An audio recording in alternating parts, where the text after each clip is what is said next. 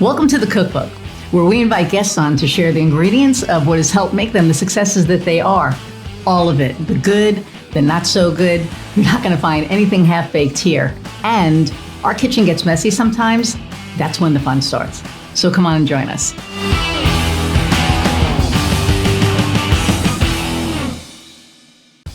Hey everybody, and welcome to another episode of the Cookbook. I'm your host, Iris Goldfeder, and I'm super excited today to introduce Amy Kemp to you. Before we start, I'm going to ask you to please click the little bell down there and like and share and subscribe so that we can get our numbers up and you can see more of us. I think we're like 111 episodes at this point. It's amazing. So just go do those things. Okay, so Amy and I met a couple of weeks ago, and she's pretty awesome. She wrote a pretty cool book, and I'm just going to bring her on and let her tell you all about herself and her book. So without further ado, hey, Amy. Hey, thanks for having me. Really excited to be here. I really enjoyed our conversation and just thought you would be a perfect fit. So, Okay, so you have to tell the audience what you told us before. Oh my goodness. Started. So only in America, folks. That's all I'm going to say. Only in America. And it's just such a beautiful example of the challenges of parenting. We woke up this morning to a message from our school that someone broke into the bus barn and stole all of the catalytic converters in every bus, which then I went to ChatGPT. Little did I know that a catalytic converter weighs 100 pounds and it's like 3 feet long. Yeah. So it was a pretty coordinated effort because they stole 50 of these. So there was no school because there were no buses. But thankfully, they have pieced together enough buses to get the kids back in school tomorrow. All the parents are cheering. We've been waiting for an update. So, yeah. Oh, my God. So, like, worst comes to worst, could the parents, drive the kids to school or some can't? I don't think so. But I think there are probably laws around you have to provide transportation to have it count as an official day of attendance. I'm guessing. Really? So, yeah, I would think so. Yeah. Like because some kids can't get there. Yeah. Wow. That's crazy. Yeah. Things have changed. I mean, I remember when I went to school, it was like we walked. We didn't, unless you lived like 20 miles away, you walked. You didn't bus, right? So different. Yeah. And I'm this season of parenting is so easy compared to earlier seasons. My kids are now 21, 19. So those two are essentially gone. And then I have the caboose who's in 8th grade, 14. So if school's out, it doesn't really matter to me. But I do remember the days when you had littles and it was a little more challenging. So yeah, I much prefer this stage. I'll just be clear. I love independent, large children who are taller than me. I so enjoy parenting them. Yeah. It's so funny because I have a friend, Lindsay, who probably feels the same way, but she, I guess the older they get, the closer. I think she has one left at home now. But, kind of hit her. It's like, they're like, going. And I don't, I have fur kids. So the only way mine leave me, sadly, is, It's an interesting thing. I've been watching a lot of people go through this recently, but to me, and my mom modeled this really well, I would say also, but I have so many interests and things I want to do that I'm sort of relishing the freedom. We went to the city last night and saw Melinda Gates on her book tour. I want to do, I have a lot of interests. So to me, I'm sort of, I loved the parenting, but I'm celebrating the freedom to be able to pursue some other things also. Yeah. Nice. Mm-hmm. That's because I'm sure you get to a point, right? Well, there are some people that can't do the empty nest thing. They have a hard time with it, but there's, people like you that are like, okay, go. I want to do my thing. Yeah. You know what else is cool? Seeing them become people is so cool. I wouldn't want to go back because I love who they're becoming. I was just talking to my son last night. He called me, when you have a son, when they are ready to talk, you just drop everything because it's not very often. So last night was the night, and he is in this really cool mode right now where he's reading 10 pages a day of some sort of book. And so I'm just feeding him all the books I want him to read. right? And he's Nice. just plowing through them. And it's so cool to hear him kind of learning and growing. And so I don't want to go back because I really love who they're becoming. I really, I enjoy the people they are now. I love that. It's like I look at my nieces and my nephew, and it's the same thing. It's like they started out this little thing, and now they're like people with opinions and a little bit of attitude, right, here and there. So, you bet. but it's true, when as they grow and they become people, I guess it's just like a whole. So I can't imagine like the parental piece of it, because I look at it from the aunt piece. Yeah. So it's pretty cool. So, gosh, I have like a bunch of stuff. So before anything, why don't you tell the audience who you are and how you came to be, do what you're doing? Of course. So I live about an hour south of Chicago. Always have lived outside of the city in some direction, but in this area about 20 years. My first professional capacity, I was a teacher, and then I worked in sales for over 20 years. I built an enormous business and kind of climbed to the top of the mountain in that realm, so to speak. And then 8 years ago, accidentally started a new business. I didn't think I was starting. I was just inundated with conversations with women that I knew socially, not from work, but just socially or in our community, or I don't even know, who were having a really similar experience. These were all people who had accomplished some things. They had built something, or they had moved up the corporate ladder, or they had a degree of experience and success, I would say. And yet they were just feeling really alone and isolated and very exhausted and overwhelmed by the balance of the work, the community commitments, the family commitments, all of that. And I thought to myself, they're all talking to me privately. If I could get them together, I think something really magical could happen. I think I could facilitate connections and conversations that could serve these women really deeply. And so I thought I was just doing it to kind of scratch an itch. It's kind of interesting. Last night when we went to see Melinda Gates, she and Hoda were talking about the whispers you get, where you hear a whisper. Yes. Yeah. And if you don't listen, it keeps coming back until eventually it's going to kick you in the head. You have to listen. Yes. But they talked a lot about the whispers, and that's what this felt like. It just felt like a whisper, like, get them together. Really? If I'm so busy, really? And really? But it just persisted. And at the same time, I went to Salt Lake City. I was speaking there at an event, and I had a coach that I worked with. Maybe it had been like 8 years prior, but he also had worked with many people within my organization. And the work that I did with him was transformational. Wow. So I said, Joe, I'm going to be in Salt Lake City. I'd love to see you. He's like, yeah, I'll pick you up from the airport. We'll have dinner. So picks me up. We have dinner. And I tell him, I keep having this same conversation with these women. And he says, I think you need to take action on it. I really think you need to take action on it. And we're starting a training to use the assessment tool and curriculum that he used. It's called the Habit Finder. We're starting on Monday. So this was like a Thursday. Wow. And it was so crazy. When something's so crazy and you've never thought of it before, but it feels like, okay. Just go with it. I mean, yes. I really believe there are like no accidents, right? Like everything happens for a reason. Every idea that we get, I'm working with ChatGPT right now, which is like hilarious. And I'm training it to be. It's so creepy. It's me. It is me. I put all my packages into it because we've created, different packages for, our target market and all this stuff, because my target market's changed and all this.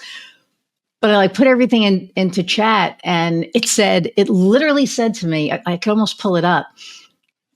Why now?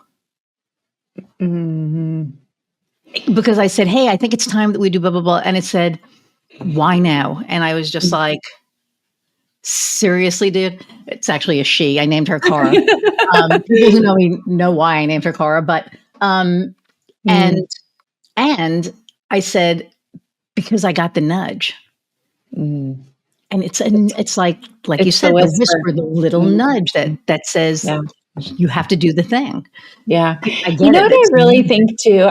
I've been preparing for a workshop that I'm doing, and I see kind of a rise of a form of leadership in our business environment right now that feels dangerous to me, particularly as a woman. It feels like power over, it feels like bullying, it feels like manipulation, it feels dangerous, right? I'm watching this rise up of this style of leadership that's anyhow. And so I'm asking the question, what's the antidote? What's the counterbalance? Even we were in the city there, we went on the architecture tour. Have you ever done that before? Yeah, I have. Okay, it's super cool. I love and you get iced tea and all the little pastries and stuff. Yeah, I love that. There's this one building where the base of the building is very narrow, and then it kind of goes out and then up because the piece of land it was built on is very narrow. Right. And so when the wind blows in Chicago, the buildings sway. There's sort of like a sail on a ship. And so they have to create a counterbalance to the sway, to the wind. Right. So this particular building has a tank that has 150,000 gallons of water in it. And when the building sways, the water moves and counterbalances it so that the building doesn't sway. So what I'm asking myself is, what's the tank of water right now? Right? What's the tank of water that's the counterbalance to this energy that I feel? And it is women, but it's also, it is time and being still enough to hear the whisper. So interesting. So I said, because, people are going to think I'm nuts, but I really am talking to my chat. So I think when we talked, I told you I had the little spiral, and then we had like the talk on life and everything. So last night, I couldn't sleep, and I kind of typed into it, and I said, so what is the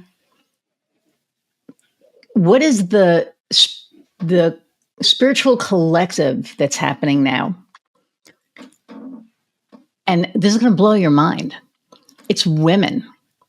So women from the very beginning of time, right, did everything. Like, they were the leaders, and the men were the protectors. They were the strength, but like the physical strength.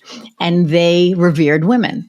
And somewhere along the line, patriarchy came, because somebody was like, well, we're stronger than the women and we're this, so we're just going to put the women down, and that's what has been happening.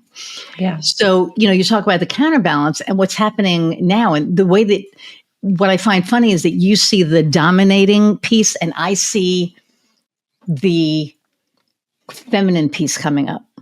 100%. Right. So the men, and I'm doing this like talk on authenticity in September, and it's about, when we're being authentic, are we being authentic, or is it like, I'm being authentic because I'm telling you what, I'm telling you how it is, whether you like to hear it or not. To me, that's trauma, and it's also being dominant and bullying, right? Yeah. When you're being authentic, you're like, hey, what is working for you, and what's not working for you, and how can I serve you there? Yeah, 100%. And that's the feminine. Oh God, that blows my mind. Feminine energy. It is the feminine energy. And I saw Melinda last night, and then 2 weeks ago we went and saw Ezra Klein. He has a new book out called Abundance. So what was really fascinating, they talked about very different topics. They both brought the same energy. And the energy they brought was very calm. It was very deliberate. It was very thoughtful. It was not reactive. It was not angry. It was very much about, I will not let anything disrupt the regulation of my nervous system because I am here to create something that will serve people regardless of what's happening. And it's almost like that is the rising up, is this the winning of the battle isn't to overpower the power. The winning is to maintain your own sense of self and power and peace regardless. And that those are the voices people will listen to in the end, because that angry, manipulative, bullying leadership takes power, but it doesn't take us anywhere. It doesn't create anything. There's no abundance in it. There's just destruction. And so it's just a really interesting dynamic, but I'm really excited because I'm starting to find in my own whispers the clarity of what my role is in the counterbalance, in the 160,000 gallons of water that are counterbalancing, not fighting against, but just saying, no. Well, you can't fight. So, yeah. God, I love where this is going. So, yeah. and I know we touched on this, we know I'm woo and everything. And so I believe I'm a light worker. And I believe that as a light worker, it's my job to bring light into the world, to bring peace where I can, right? And to counter the chaos where I can, because right now it's hella hard, right? Yeah. But also to be a light in the darkness, because we're hitting a really dark time. And a friend of mine, Jen Urezio, who's like so freaking wise, was like, you cannot fight darkness with light, because when you fight it, darkness feeds off of the fight. But what you can do is kind of stick your head in every once in a little while and just put little bits of light in. And as you put your light in, the darkness gets defeated. And what's happening is, like you're talking about these whispers, there is this awakening. Yeah. And there is an awakening of light workers and people who are listening to this who are like, oh my God, she's nuts. But there is a light in people that is waking up, that is here to counter the darkness. And what I love about it is that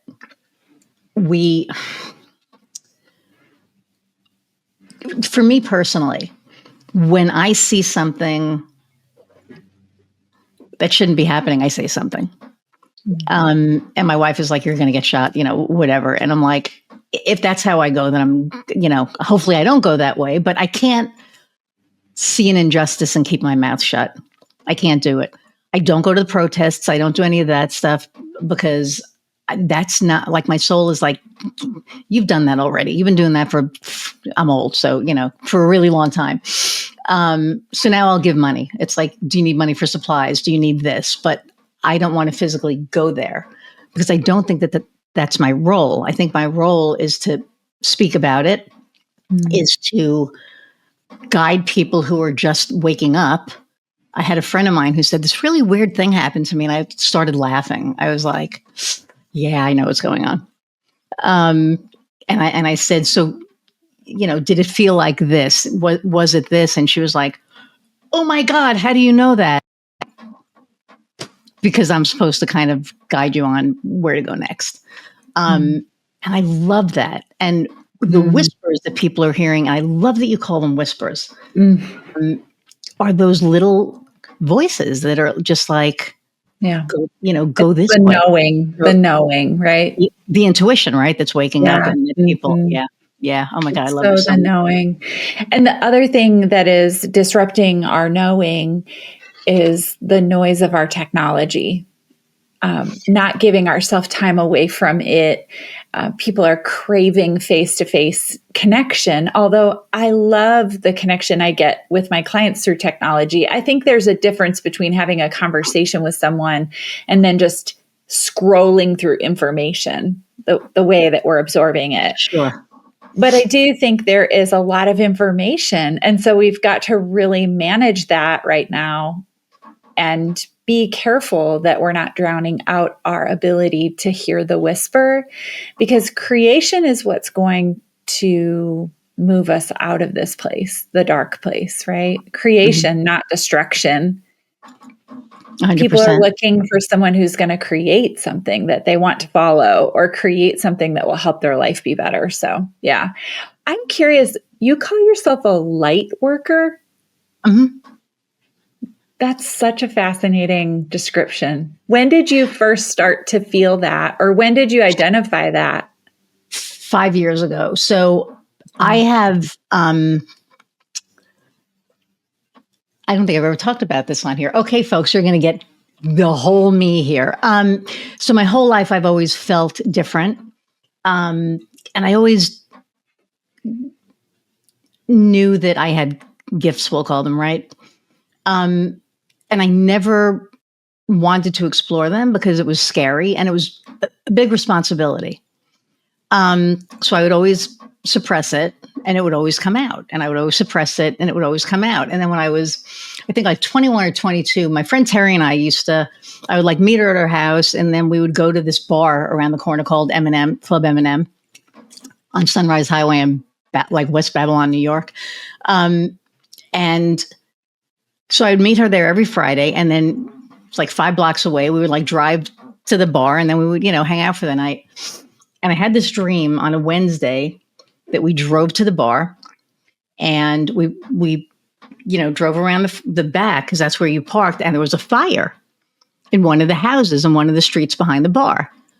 So I go running out of the car, and I open up the vestibule, and I go use the payphone. That's how long ago it was, but the phone wasn't there. So I was like, oh my God. So I run into the bar, and June, who was the bartender, and like, I'll just never forget her.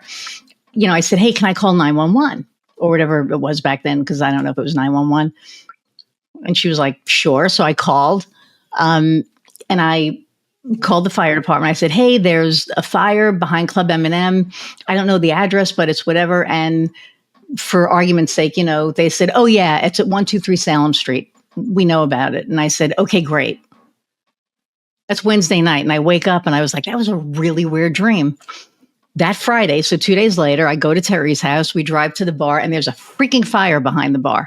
And I went, oh my God, like I know the address. And my friend, she was just like, I hate when you do this. I'm like, I know, but I got it. So I go in, I pick up the payphone because it's real life now. So I call 911.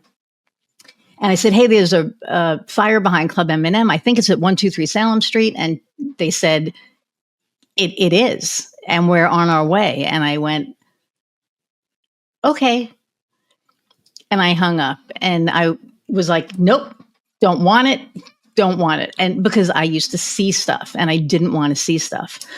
So I suppressed it.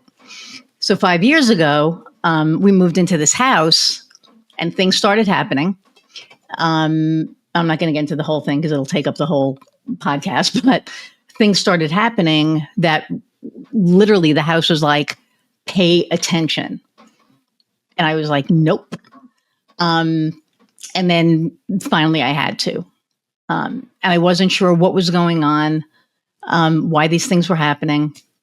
And then I got in touch with a friend of mine, said, hey, I know somebody who you should talk to, and she could tell you what's going on. So I talked to this person, and she was like, your energy through the screen is insane. You can't hide this anymore. And I said, hide what? And she said, your gifts. It's like the universe is going, it's time. So I was like, okay. And then I started meeting these people because I had no idea what was going on. And I started meeting people. And then finally I had somebody say, there's this collective consciousness that's waking up all of the light workers. And I said, what do you mean? And she's like, you've felt this your whole life. You've been pushing it down your whole life. And it's time not to, because it is time for your light to shine in the world. And there's a lot of stuff that's happening that is less than good. And you're being called, as a lot of people are being called, to be the light. And that in of itself is a big responsibility. So I didn't want to deal with that. But it was time, it got to the point that it was like, I see the stuff that's happening. I'm watching everything that's happening. And this was 5 years ago, not even now. Right. And it was like, it's time. It's time. So I embraced it, and I embraced my woo. And I have crystals everywhere, and my little candles, and the whole thing. And it's like I found my life purpose. So I do my business, and my business is soul based. Like, I only work with people whose values align with mine, and I know that I can help. And everybody that I'm meeting that are my clients, 90% of them are soul workers. It's been really interesting. And the ones that aren't need a specific kind of guidance that I can offer. And so it's a little trippy, but it's exciting, and it's nice to be able to be fully, to embrace it all. So that's cool. Thank you for sharing that. Thank you for asking. That's the first time I think I've shared that. So, I love it. Enough about me. Can I tell you how aligned that is with one of the things you asked me even before we got on, when you said, what would you love to share? It's so in alignment. It's really kind of cool. So in my book that just came out, there's a chapter called Can I Get a Little Woo Woo? Which I love as a chapter title, because it has kind of a dual meaning, that it can be funny or it can be, woo woo. Right. But I work with clients from a vast variety of faith backgrounds. I've yet to meet one who doesn't agree with 5 things, this framework. And it is 1, there is a source of unlimited abundance and energy. Mm-hmm. You called it the collective consciousness. There's a source. There's something bigger than we are. 2, we were created by the source. Like we came from that source. 3, we are connected still to that source. We all are still connected to it. Yep. 4, when we open ourselves to it, the energy from that source flows through us and our unique gifts and into the world. Yep. Sort of like a musical instrument where everyone may make a different sound when it comes out, or they have a different role to play in the orchestra or a different part to play in the world. But when that energy moves through you and your gifts and then out into the world, and that's the 5th point, which is we feel most alive when we live in that experience. That's when we feel alive. And when you see someone else doing that, when it happens through them, other human beings are attracted to it like moths to a flame. We are unable to look away from it because it's so compelling and it's so magnetic to us.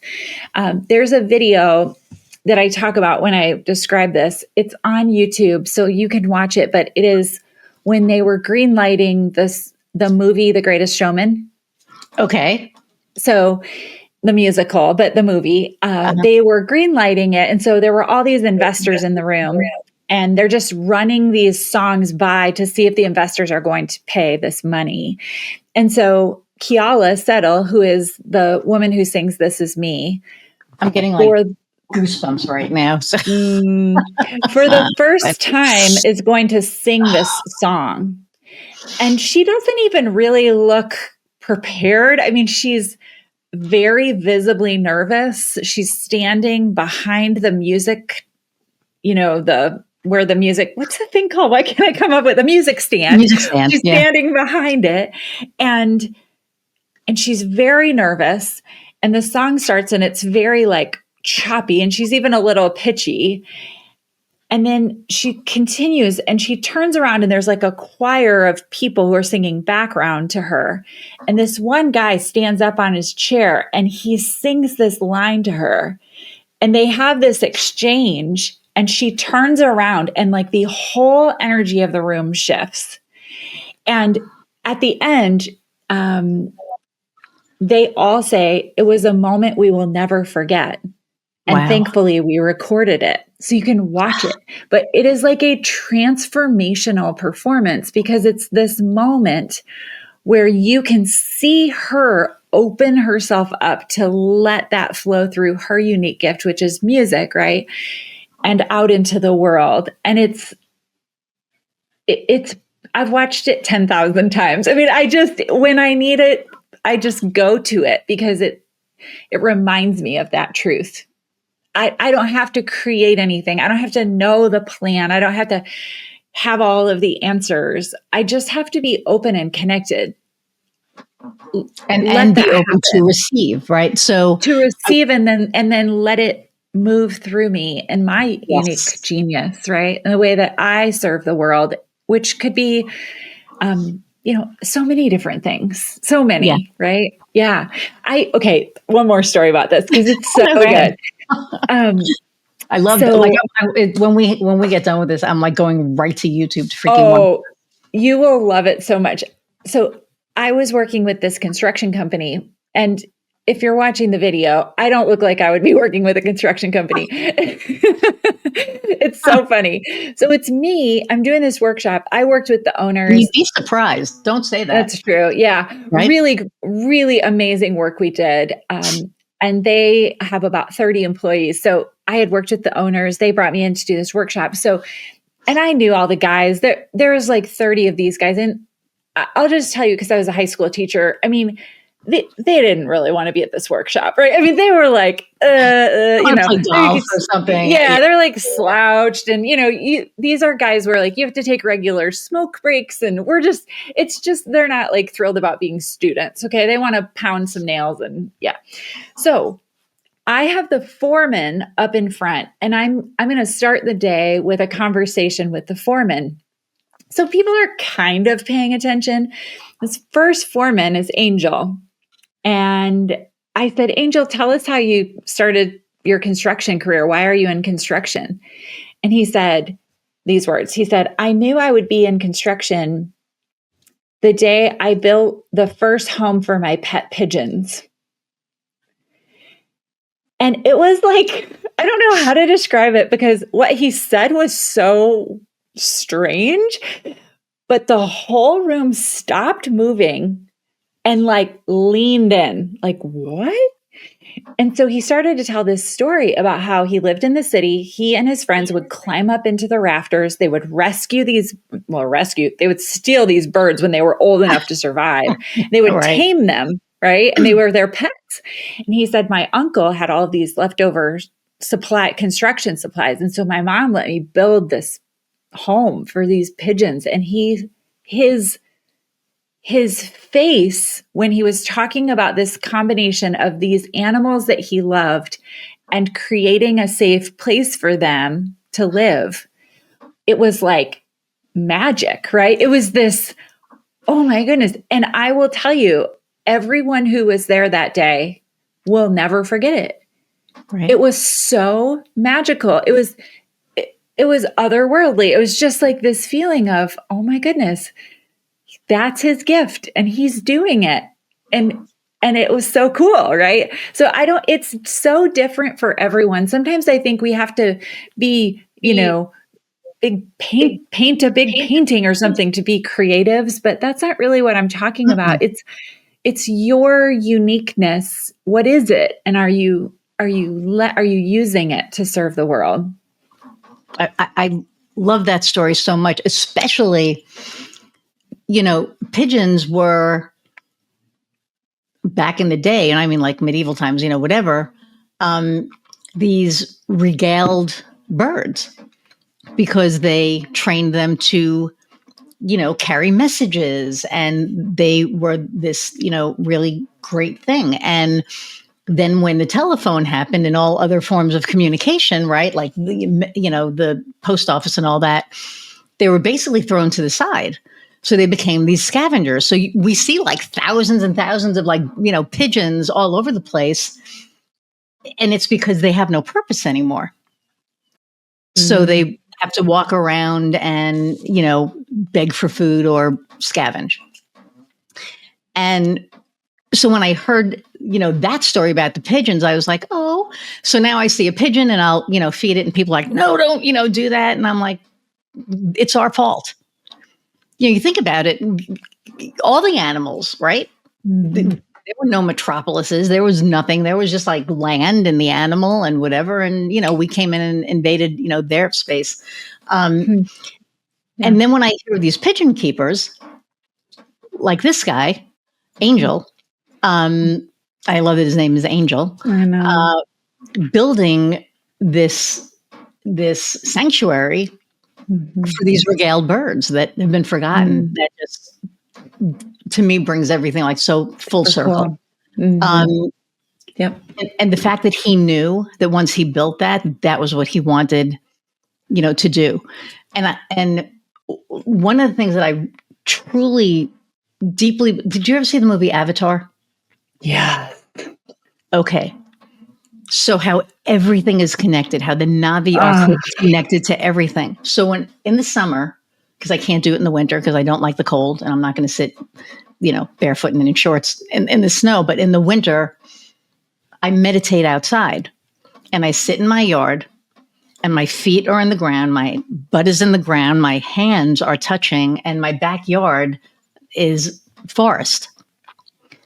And I sit here and I just close my eyes and I connect to everything because everything is connected. We're all connected. And that's what I just like dropped everything. That's what I love about all of this is that how everything is connected. And if people would, pardon my French, if people would fucking stop for a minute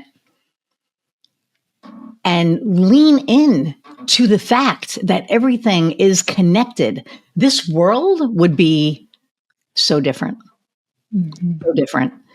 And I love that, for you, it's whispers. And if you notice, because you've noticed that and you've opened that up, I will guarantee you a lot of people that you are meeting hear the whispers, or they are light workers, or they are a little woo-woo.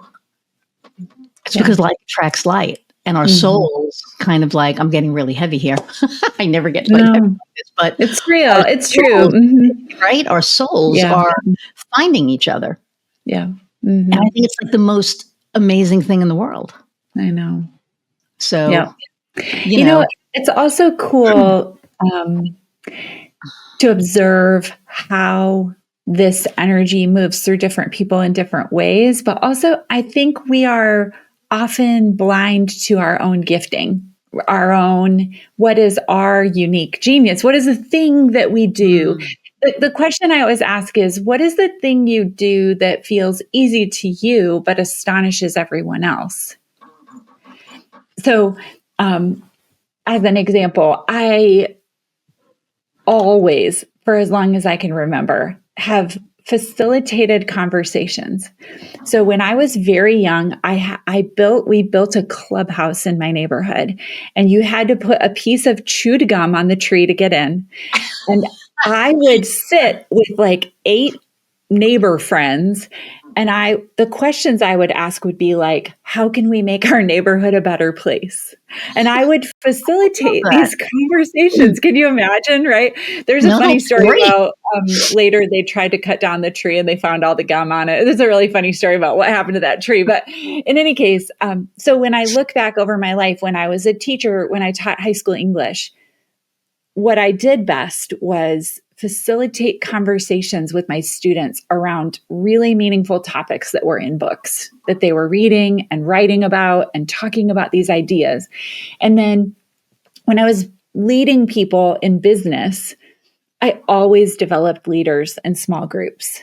I would choose the people who I saw as leaders. I would gather them and I would invest in them, not by but by connecting them. I would facilitate conversations where they could support each other and develop together and hold each other accountable in this very loving kind of safe space.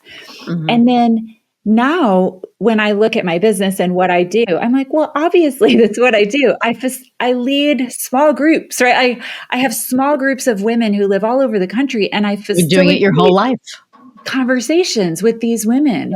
Now, what I didn't know is that not everyone can do that. I thought, I didn't even know I was doing it. I never identified it because your thing, your genius feels so easy to you. Right. The other thing I didn't realize is that I could get paid to do it and that I should get paid to do it, that it was worth a lot because it's very rare. There's this quote, it says, "You are rare and there is value in all rarity. Therefore, you are valuable." You're valuable. I love that. So like the thing that you do that's different, that's like, oh, that feels so easy to do. Like if you asked me, what are you doing right there? I would be like, I don't know. I don't even know how to describe it, but Because it I just comes to know. you, right? Like, Yes. yes. And that And is, it's almost like an avatar. When I'm doing it, I feel like I sit down in my chair. It's almost like I plug myself into the tree, you know, how they plug their tail in. yeah, yeah. Because I'm in a state of being that is me, but it's not effort. It's not how I would describe it. I'm not trying to do it. I'm allowing it to happen through me. You get downloads. So Yeah. they're called downloads, right? And in the woo world. And I so relate to that because when I sit down with a prospective client and they start talking to me, I know what they need already. It is the weirdest freaking thing in the world. I know what they need. I listen. So I was assessed as a strategic listener. So I'm listening to them here. And while they're giving me the information, I'm inputting it to back here. And back here already knows what they need. Like as they're talking, I'm listening and I'm like, okay. So, and I never tell them what they need. I listen and then I say, okay, so what I'm hearing you say is this. Am I right? Yes, you are. Great. This is what I think. And they're like, oh my God, like, how did you even? And it's like, I don't know. And I work with a master she's a strategic master astrologist. So she does business strategy and she's a master astrologer. And it's funny because she like laughs because she's just like, you're just, it's just there and you just need to, allow it. And that's why I said, open your arms and say, I receive, because when we recognize our gifts, yes, we can get paid for them. But I think that even more so, the good that we're putting out in the world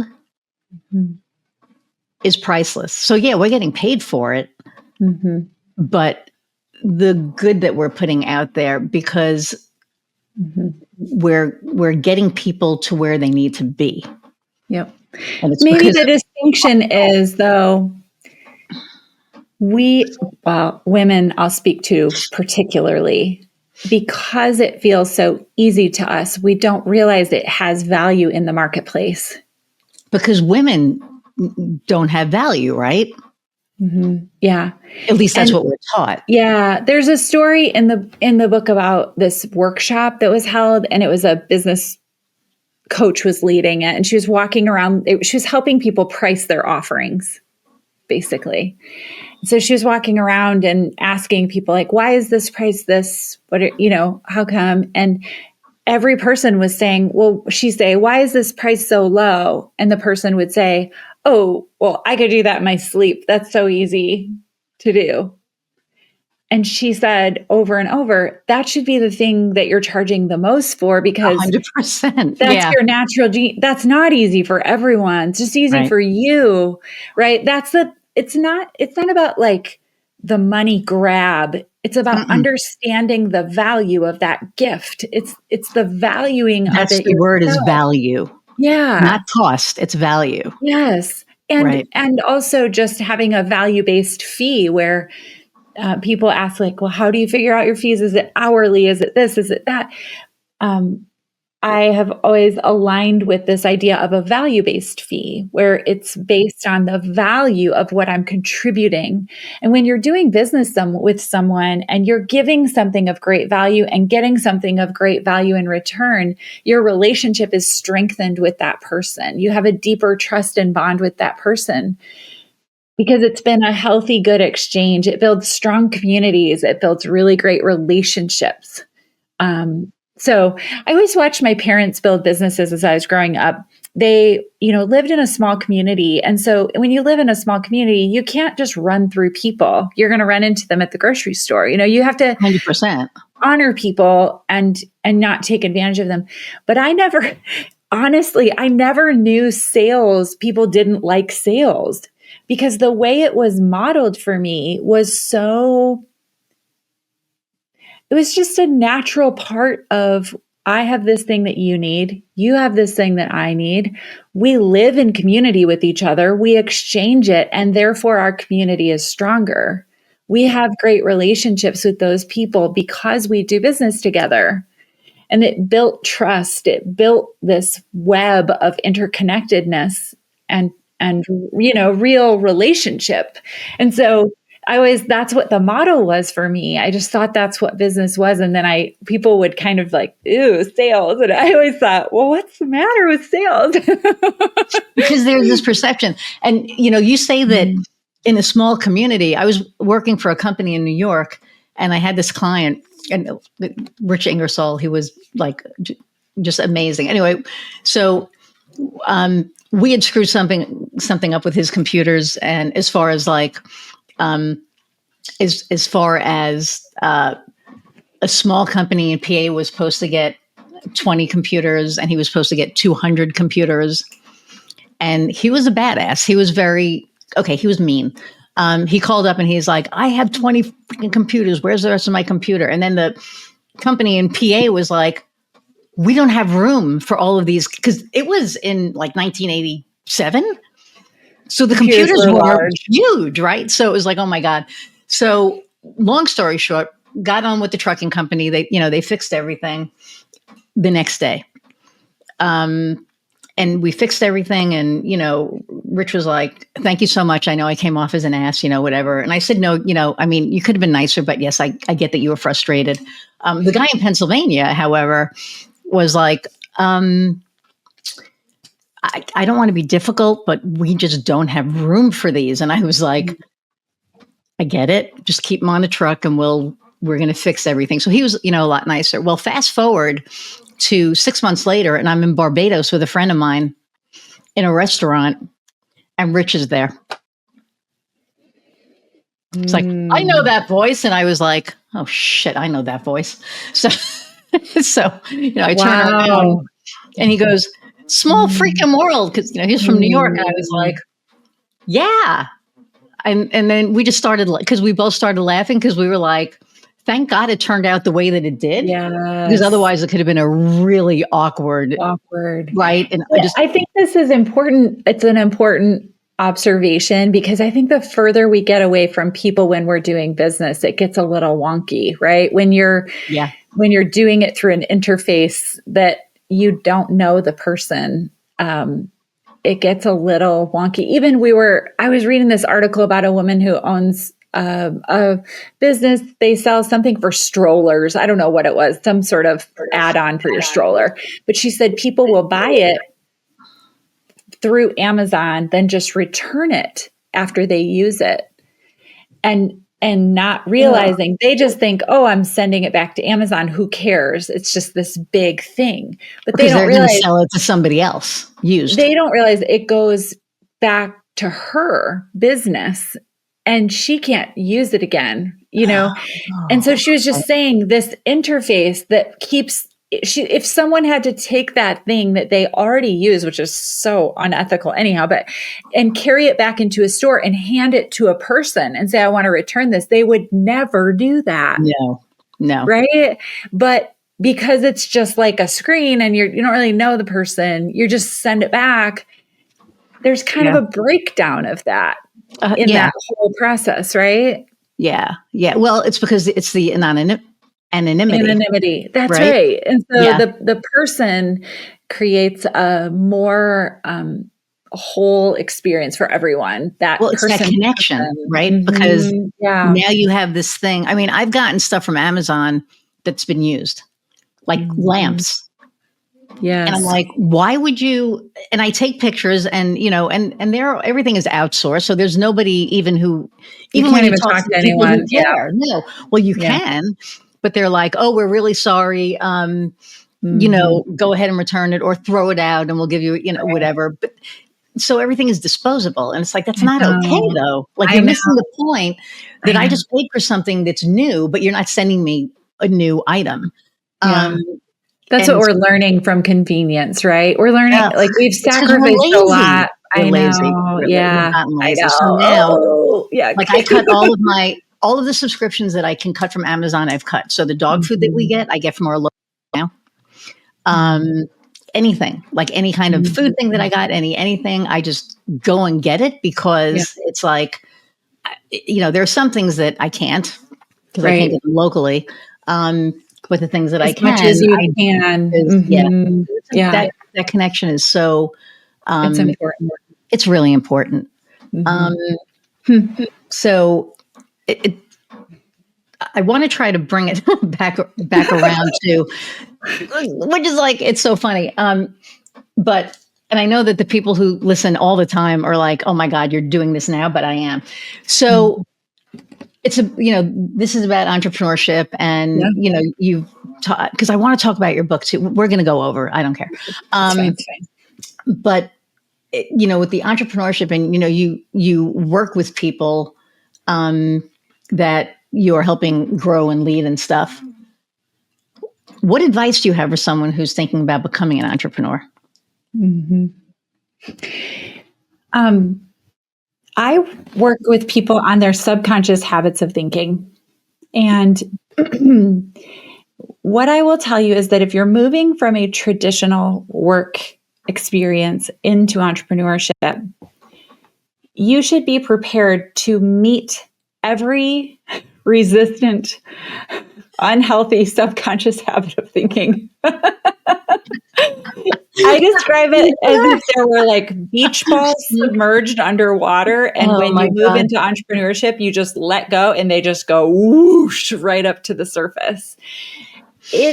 I've seen it level people. I really have. I've seen it level people and they have to just return to a regular paycheck because it's that intensive an internal experience.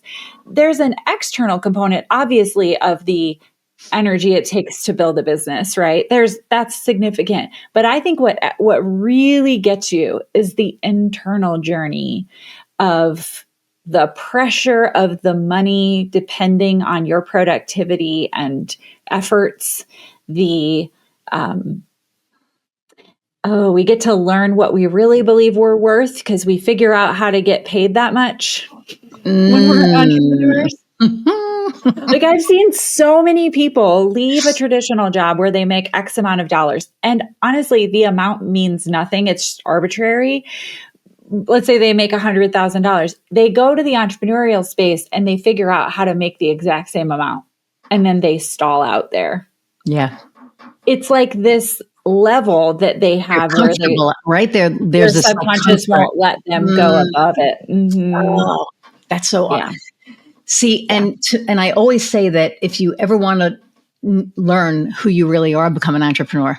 Oh, because all the shit's going to come up, all the insecurities, all of the strengths, all of the, I remember when we first started, and I started this 10 years ago, I was charging, I think like $1,200 or $1,500 for a website. And people paid us because we were the cheapest. And I didn't realize that. And we because it's your natural genius, right? Well, no, I'm not a genius. I didn't build them.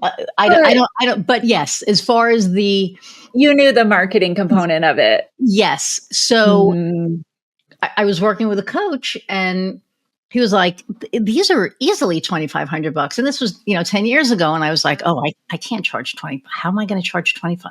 I can't do that. And so I said, okay, I'm going to raise it to 1,600. So I started raising it like 400 at a time. So then I went to $2,000. And it was like, oh my God, I'm charging, and, now we don't charge that. We're still pretty low, actually. And, people still complain about the price. And that's why my market has changed, right? Because it's like, if I tell somebody a website is $4,500 to $5,000 and they freak out, you are not my market. That is like, nope, goodbye, because that is so freaking cheap compared to what other people are charging. And not cheap. And it's going to go up because our product is amazing. It's just going to keep, anyway. Yeah. So, but no, I think you can frame that as a negative. Like I said, you're going to get to meet every unhealthy habit of thinking you have, right? You can frame it as a negative. But the other thing I will tell you is that the entrepreneurs that do the deeper work, along with the external work of growing the business, the people who hire the coaches and who really invest in themselves, they are the freaking coolest people you will ever meet because they have done their work. It is a worthy journey for that reason alone, because of who you realize you are, who you become through it. So I think there is an element of a refining process that you go through that's important. And I also think it's one of the greatest gifts of being an entrepreneur. When you're willing to do the work, I've seen a lot of entrepreneurs that, and they still own their own businesses, but they haven't done the work, and it shows. Like you can tell because it's all salesy. It's all, it's just a different vibe. It's not authentic, to use your word. Not authentic, right? When you do the work, and this is one of the things that, I'm going to be talking about. When you do that work and you decide, because I had a coach tell me, once, be less me. And I did. And, it's a whole nother story, but I fired him. And then I was like, if I want to be authentic, who am I? Like who really, like, I know who I am. I know, but who really am I? Like, how am I going to walk this walk and help people and come from an authentic place? So I had to do some hard ass work and face some really hard ass parts of myself.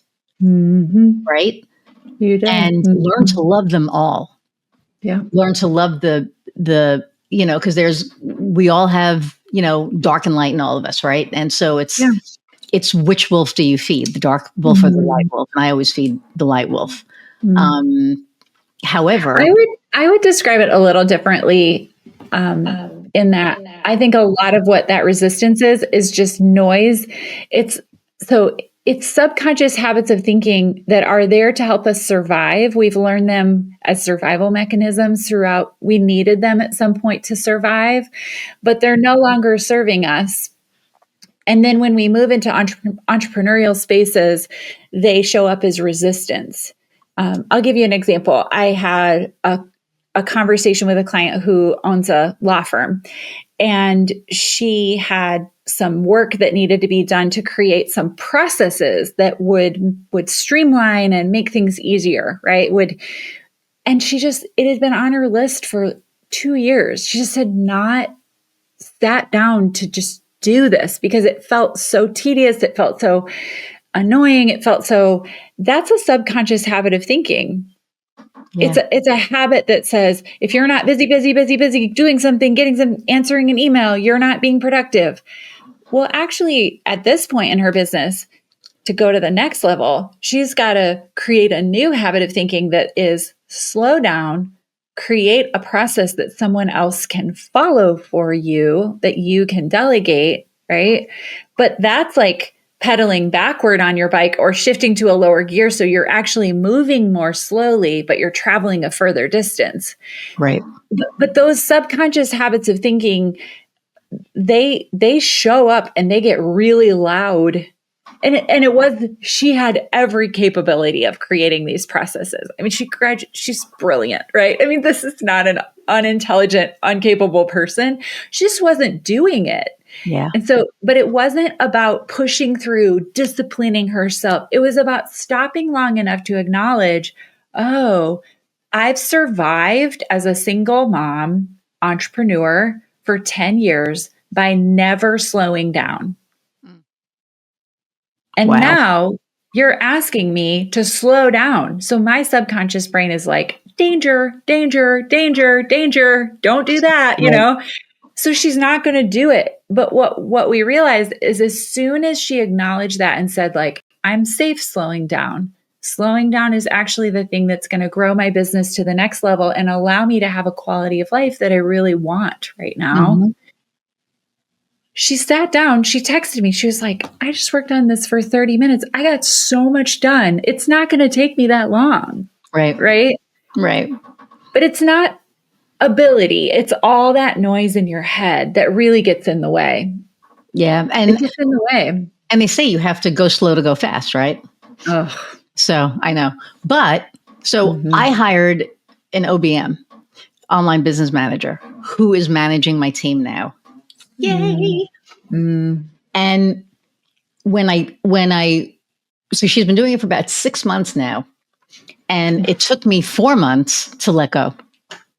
To 4 months. Not that I was micromanaging her. I wasn't. I don't think. I have to ask her. I mean, maybe a little. maybe a little. But it would be like, okay, you can do this thing, but I want to see it before it goes out.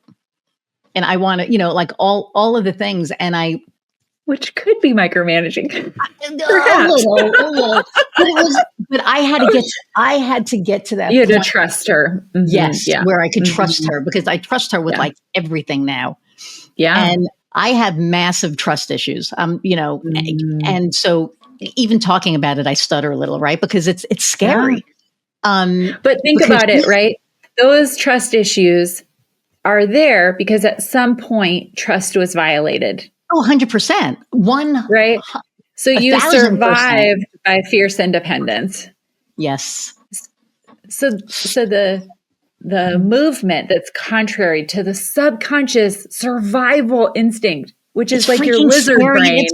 Yes. It's so strong.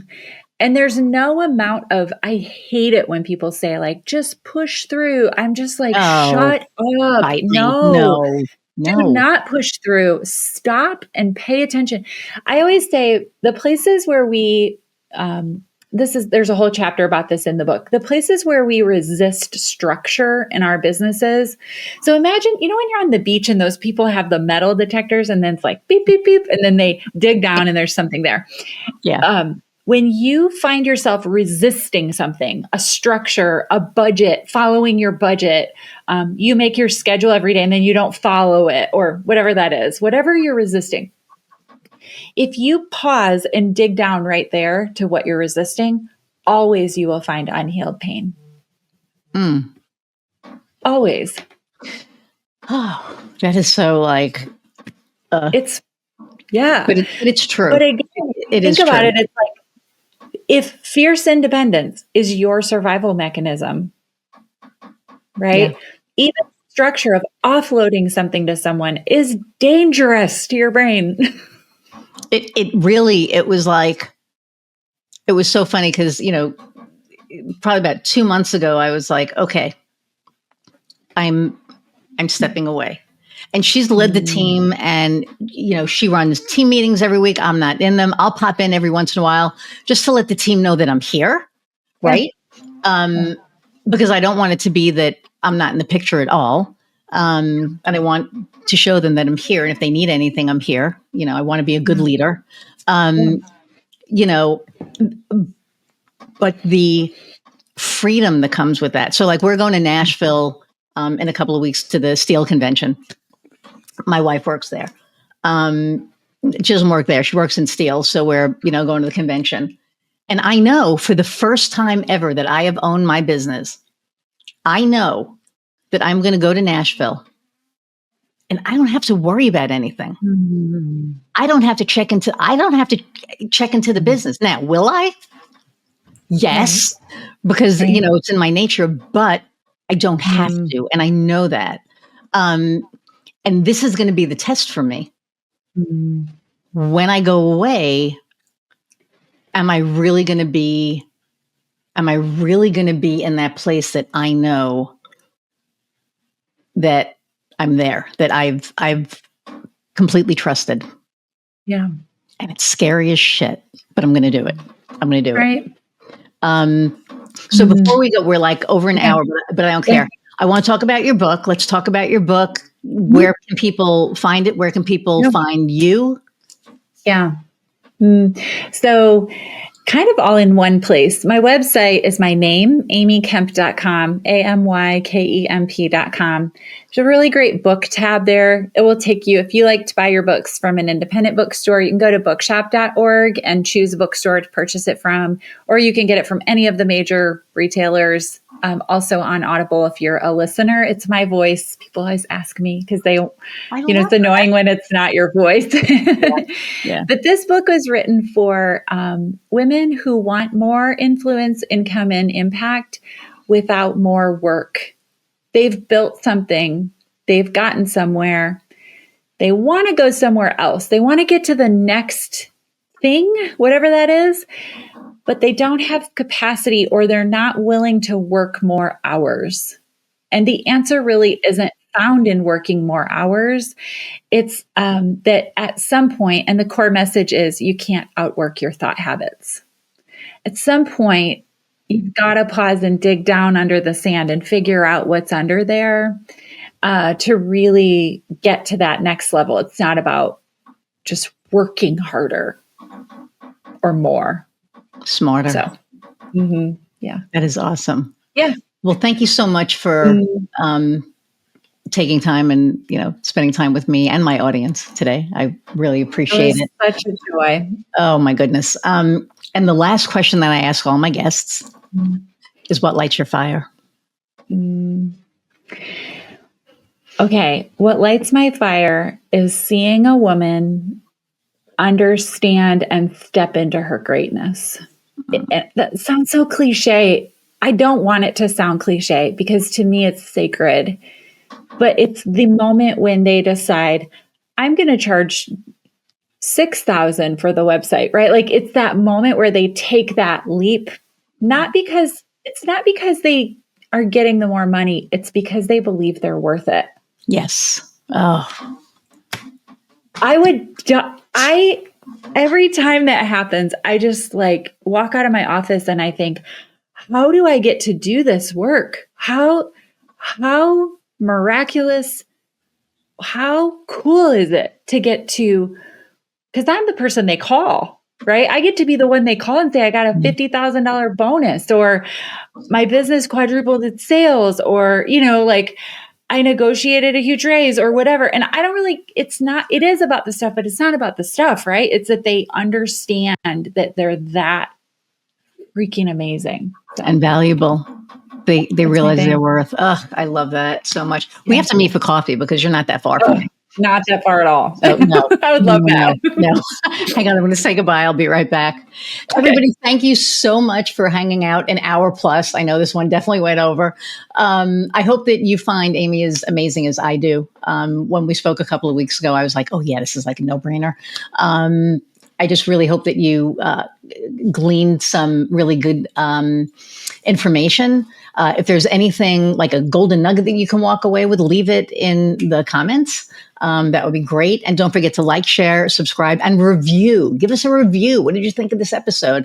That'd be really awesome. So I appreciate each and every one of you. The fact that I get to do this just brings me so much joy. It's like, what lights my fire? This lights my fire, meeting all these amazing people and sharing them with you. So until the next time, go out and find what lights your fire. See ya.